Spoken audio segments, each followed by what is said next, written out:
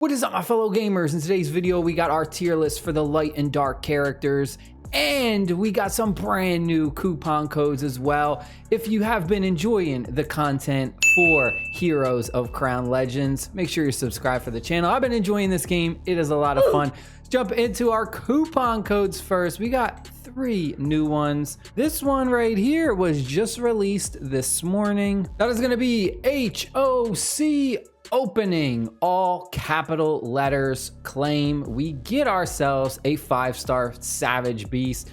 We also get some shards as well. Next one we got is going to be all capital letters, HOCDC for the Discord. Click claim, and we got some more stuff. And finally, HOCFB for the Facebook claim. All right, so let's jump into our tier list. As always, tier lists are opinionated. You may or may not agree with my list. We're gonna be just going over the pure lights and darks. We're not gonna be messing with like the God Heirs or the Heydays or Heavens or, you know, these ones are pretty OP. I would say these ones are kind of double S. First one we got is going to be Elementalist, amazing AoE damage dealer, and also has really strong CC effects. Easily, this is one that a lot of people recommend you choose from your pre-registration reward chest.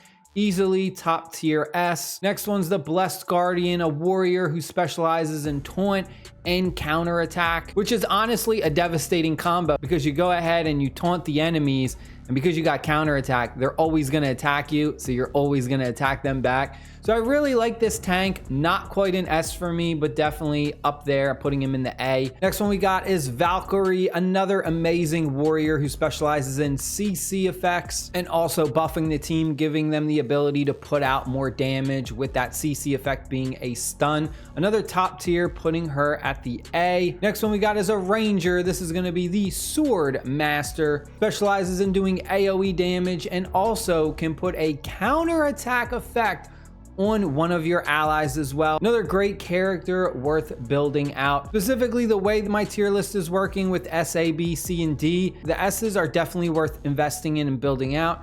The A's are also really good, and you can do that as well. I would only use the D's as food, and even the C's, I would only use the C's as food. The B's are in between. You could experiment with the B's. You might like them more than I do. Next one we got is an amazing assassin, arguably one of the top tier assassins. That is the Monkey King. I absolutely love his abilities. He can go ahead and he clones himself, so you can have 3 copies of him out on the battlefield at once. And he also does one of my favorite things, and that is true damage. I am a sucker for any character that does true damage. We're putting the Monkey King at the S. Next one we got, and this is going to be a controversial one because I feel like everyone has a crazy opinion on the twins. I've heard people say the twins are super OP. I've heard people say that the twins suck and they're not good anymore. People definitely have drastic differences on their feelings about this character.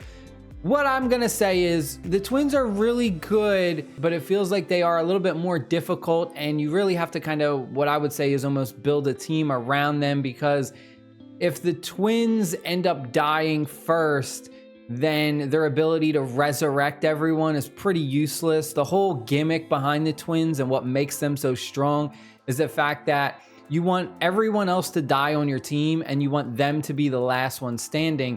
So that way when they die, they actually resurrect everyone on your team. So it's basically like an entire refresh of all of your characters. That's why the twins are so broken. But it's a very, like, it's a situational thing. If you pull it off, it's devastating. High risk, high reward, I guess you would say. For me personally, I'm putting them in the A. I think they're a really strong character, really good priest supporting character, but they're not quite an S because they're just a little too situational in certain instances. Next one we got is the Armored Mech. This is a warrior, specializes in guard and self-heal. There's way better warriors out there. This is like an average character for me. I'm putting him in the B. Next we got is the Glow Dragon, specializes in AoE damage.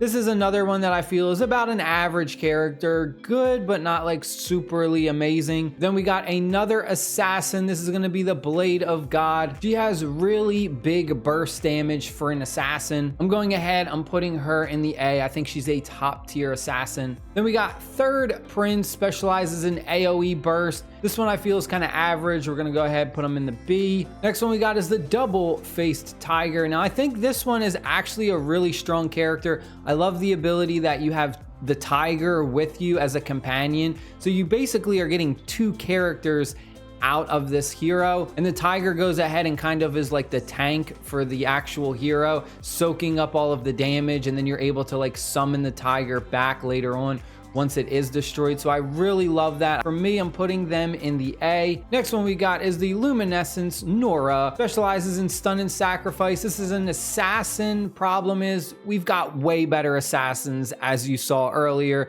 Some of those other ones, they just do so much more than this one. Going ahead, putting her in the C. Next one we got is Smiling Miracle. She's okay, really not that great. At the beginning, I had her and I was using her, but then I got access to way better healers. This is another one I'm putting in the C. Next one we got is the Emperor of Light. This one easily, it's a D. It only has 3 skills. Anytime we see a character that only has 3 skills, they're not worth investing in. They're not worth building out. The 3 skill 5-star characters that are legendary, use them as food only. And then the last one, the Devotee of Truth, another hero that only has 3 skills, putting her in the D. Moving along to our dark heroes, we got the Adjudicator Anubis. This is an amazing mage, specializes in the curse effect and also really strong crowd control abilities. For me, easily an S tier. Next one, Blade of Shadows Arlune, another amazing assassin, specializes in execute and has the ability to go stealth. Another one that you can say is arguably one of the best assassins in the game, putting her in the S. Then we got Malicious Puppet, specializes in the curse effect, but also can heal our team as well, putting them in the S. Then we got the Sinister Dragoon, specializes in true damage. Again, I'm a sucker for true damage. I think any character that has the ability to put out true damage is always going to be top tier for me. Going ahead, putting them in the S. Next one we got is Lord of the Dead. This is a warrior that specializes in combos. That's pretty much the only thing he has though. Like, he's very gimmicky. If he doesn't pull off his combos, then that's kind of it. I'm putting him in the C. I feel like there's just way better warriors out there. Next one we got is Underworld Strider. This is a priest, specializes in healing and resurrect. This is about an average healer for me, putting him in the B. Next one is going to be the Lunar Shadow. This is a warrior that specializes in revenge. Also has a really nice taunt ability. A decent warrior, putting her in the B. Next one we got is a really ridiculous mage. I would call her the debuff queen, the Seductress Lilith. Specializes in putting on crazy amounts of debuffs. I mean, this alone, the Soul Whip, 100% chance of inflicting curse, decay, aging, and heal reduction upon enemies. That, my friends, is ridiculously strong. She also goes ahead and gives our allies frenzy as well. Basically, she puts a life steal on our entire team. Easily another top tier S. Next one we got is going to be the Dark Bride. Victoria specializes in soul steal. I really like the soul steal ability. I think it's pretty cool how she basically goes ahead and targets an enemy that has the most like negative effects on them, and each stack increases her attack power. For me, she's definitely a really strong A tier. Next one we got is going to be the Dark Apostle. This is a priest, specializes in DPS as well as regeneration. This is like a good hybrid priest who can put out damage but also heal as well. For me, she is easily an A tier. Next one we got is Erlang. This is going to be an assassin, specializes in DPS and Devour. Now, I personally absolutely love the Devour effect. I think it's insanely strong. Basically, what it does is it goes ahead and it takes 3 random buffs from the target and it transfers those to himself. It then goes ahead and gives the target that he attacked the same amount but random debuffs, which is crazy, right? Like, you're stealing the buffs and then giving them debuffs instead. So for me, I think this is an insanely strong assassin, can be very devastating against a team that really revolves heavily around putting buffs on their team. For me, I'm putting him in the S. Next we got is going to be the Mournful Hunter. This is a ranger, specializes in avenge. Really not that great. I personally didn't like him. Putting him in the C, I think used for food. Next one we got is the Revenant Knight. This is going to be a warrior, specializes in lifesteal. The only thing that's cool about the Knight is the fact that he has the expel ability. So he just kind of like takes a character from the enemy and basically removes them from the battlefield for 1 round. But that also means like your characters can't attack him either.